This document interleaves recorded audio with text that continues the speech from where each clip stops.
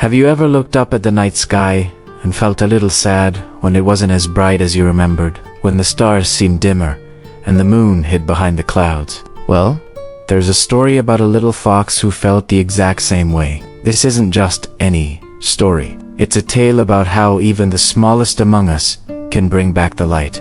Our story begins in a deep, ancient forest, a place filled with towering trees whose leaves whispered secrets to the wind. In this forest lived a clever little fox with fur the color of autumn sunsets and eyes that sparkled with curiosity. Every night, this fox had a ritual. He would climb to the highest hill, a special spot that overlooked the entire valley, and he would lie down on the soft grass to watch the sky. For him, the night sky was the most magnificent painting he had ever seen. It was a vast dark canvas sprinkled with twinkling diamonds. He knew the constellations by heart, tracing the shapes of great hunters, mythical beasts, and ancient queens with his nose. The moon was his faithful companion, casting a gentle, silvery glow over his world, making everything look magical and serene. But one evening, something was different. As a fox made his way to his favorite hill, he noticed the world felt a little duller. The usual shimara was gone. When he looked up, his heart sank. The stars, his beautiful, brilliant stars, were faint. They looked tired, like tiny embers about to go out. The moon was just a pale sliver, barely strong enough to cast a shadow. The sky was losing its shine. Night after night, it got worse. The darkness in the forest grew deeper, more profound. The other animals felt it too. The owls hooted with a touch of melancholy. The crickets' chirps sounded less cheerful, and the fireflies seemed to have lost their spark. The forest, once alive with the magic of the night, was falling into a somber silence. Fear and gloom began to creep into the hearts of its inhabitants. They huddled in their burrows and nests, whispering about the disappearing light. The little fox felt this sadness more than anyone. He missed the bright, cheerful sky that had inspired so many of his dreams.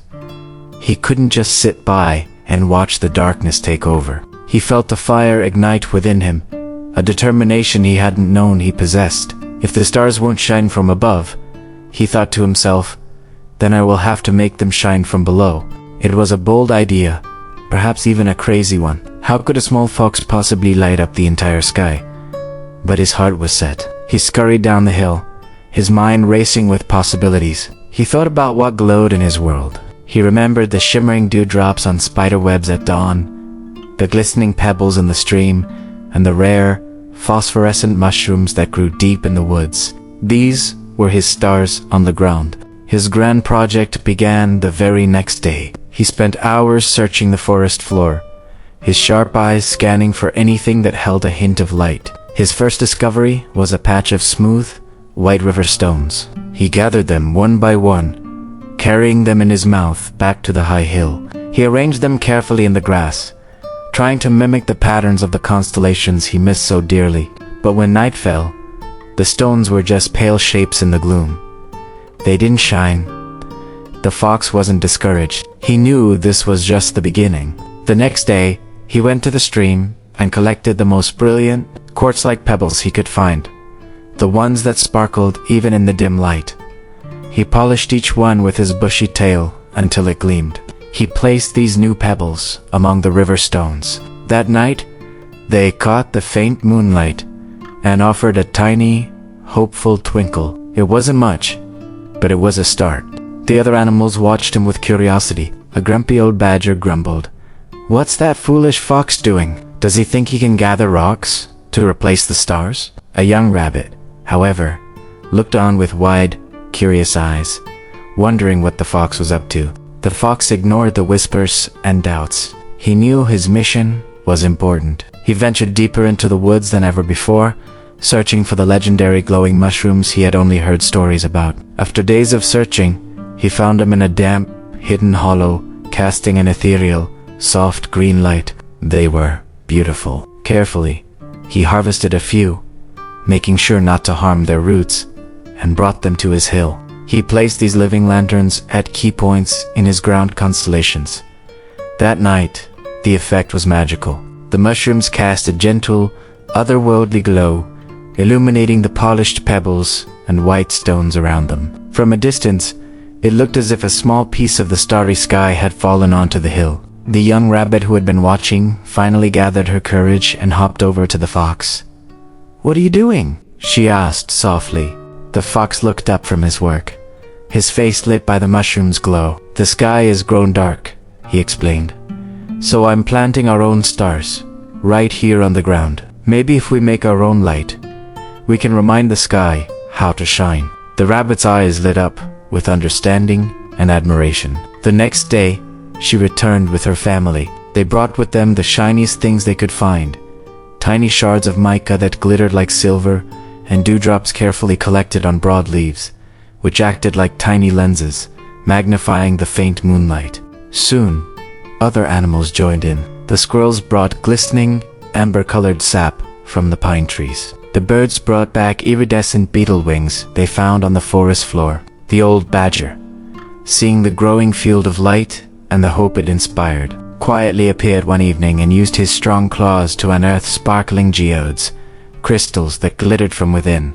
The hill was no longer just a hill. It had transformed into a breathtaking landscape of light. It was a garden of stars, planted and tended to by the creatures of the forest. Each night, they would all gather, not in fear of the darkness, but in celebration of the light they had created together. Their collective effort created a glow so powerful it could be seen from all corners of the forest. It pushed back the oppressive darkness and filled their world with a soft, comforting brilliance. And then, a funny thing happened. One night, as the animals sat admiring their handiwork, the fox looked up at the sky.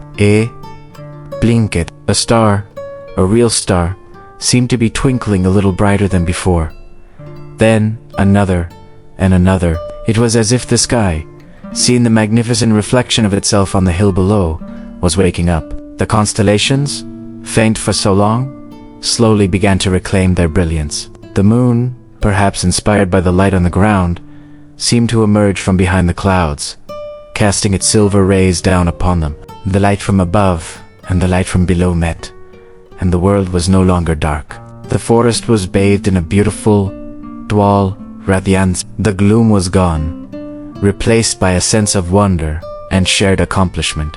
The little fox looked at the faces of his friends, illuminated by the light they had all created. He realized something profound. It wasn't just about bringing back the stars in the sky. It was about finding the light within themselves when the world outside went dark. His simple act of defiance against the gloom had sparked a movement.